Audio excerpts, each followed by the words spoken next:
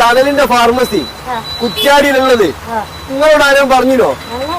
നമ്മളെ സാധനം ആരും പറഞ്ഞിട്ടില്ല. പകുതി പൈസക്ക് മരുന്ന് കിട്ടുന്നൊന്നും പറഞ്ഞിട്ടില്ല. ഒന്നും പറഞ്ഞില്ലേ? കഴിഞ്ഞ 4 വർഷമായി കുറ്റ്യാടിയിൽ ഇങ്ങനെ ഒരു ഫാർമസി ഉള്ളത് ഈ കുറ്റ്യാടിക്കാർ അറിഞ്ഞിട്ടില്ല.